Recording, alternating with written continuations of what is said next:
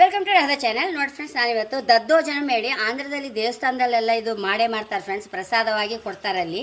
ನಾನು ಇಲ್ಲೆಲ್ಲಿ ಕೊಟ್ಟದ್ದು ಕಾಣಲಿಲ್ಲ ಇಷ್ಟವರೆಗೂ, ಎಲ್ಲಿ ದೇವಸ್ಥಾನ ನಾನು ತಿನ್ನಿಲ್ಲ ಫ್ರೆಂಡ್ಸ್. ಅಲ್ಲೆಲ್ಲ ಭಾರಿ ಫೇಮಸ್ ಇದು ದದ್ದೋಜನ ಹೇಳಿ ದೇವಸ್ಥಾನಗಳಲ್ಲೆಲ್ಲ. ಕೆಲವು ಸಲ ಈ ಚಿತ್ರಾನ್ನದ ಬದಲಿಗೆ ಇದನ್ನೇ ಸಹ ಒಂದು ಬೌಲಿಗೆ ಹಾಕಿ ಕೊಡ್ತಾರಲ್ಲಿ. ಅದೊಂದೇನೋ ಭಾರಿ ವಿಶೇಷ. ಆ ದದ್ದೋಜನ ಮಾಡಿ ತೋರಿಸ್ತೇನೆ ಫ್ರೆಂಡ್ಸ್. ಈಗ ನೋಡಿ, ನಾನು 1 ಲೋಟ ಅಕ್ಕಿ ಅನ್ನ ಮಾಡಿ ಇಟ್ಕೊಂಡಿದ್ದೆ. ಕುಕ್ಕರಲ್ಲಿ ಸಹ 1-2 ನೀರು ಹಾಕಿ ಒಂದು 3 ವಿಸಿಲ್ ಬರ್ಸಿಬಿಟ್ರೆ ಹೈ ಕ್ಲಾಸ್ ಆಯ್ತು ಫ್ರೆಂಡ್ಸ್. ನಾನು ಇದು ಹಾಗೆ ಮಾಡಿ ಬೇಯಿಸಿ ಇಟ್ಕೊಂಡಿದ್ದೆ. ಈಗ ಅದಕ್ಕೆ ಒಗ್ಗರಣೆ ಮಾಡ್ಕೊಂಬ. ಒಂಚೂರು ವರ್ಜಿನ್ ಕೊಕೊನಟ್ ಆಯಿಲ್ ಹಾಕಂತಿದ್ದೆ. ನಾನು ಒಗ್ಗರಣೆ ಸಾಮಾನು ಹಾಕೊಂಬ. ಕಡಲೆಬೇಳೆ, ಉದ್ದಿನಬೇಳೆ, ಸಾಸಿವೆ, ಒಂದು ಒಣಮೆಣಸು ಹಾಕಂತ ಐತೆ.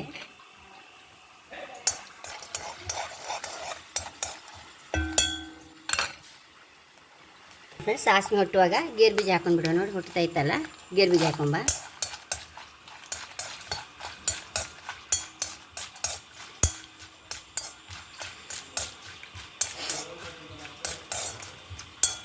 ಒಂಚೂರು ಬೇವನೆಲ್ಲ ಹಾಕೊಂಬ. ಕತ್ತರಿಸಿದ ಹಸಿಮೆಣಸು ಹಾಕೊಂತ ಇದ್ದೆ.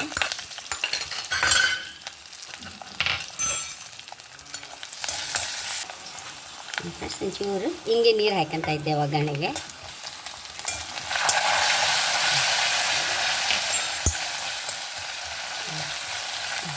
ಒಗ್ಗರಣೆ ಆಫ್ ಮಾಡುವ.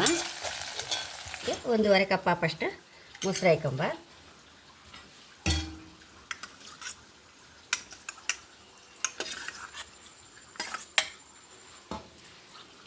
ಒಂಚೂರು ಮಿಕ್ಸ್ ಮಾಡ್ಕೊಂಡು ರುಚಿ ತಕ್ಕಷ್ಟು ಉಪ್ಪು ಸಹ ಹಾಕೊಂಡ್ಬಿಡುವ.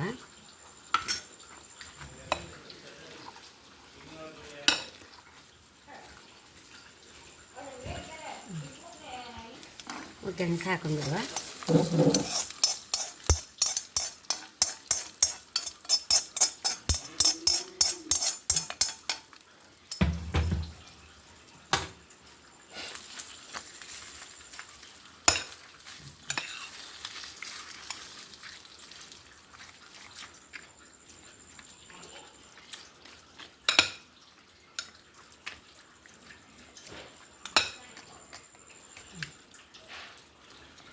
ಫ್ರೆಂಡ್ಸ್, ಎಷ್ಟೋ ರುಚಿಯಾದ ದದ್ದೋಜನ ರೆಡಿಯಾಗಿದೆ ನೋಡಿ.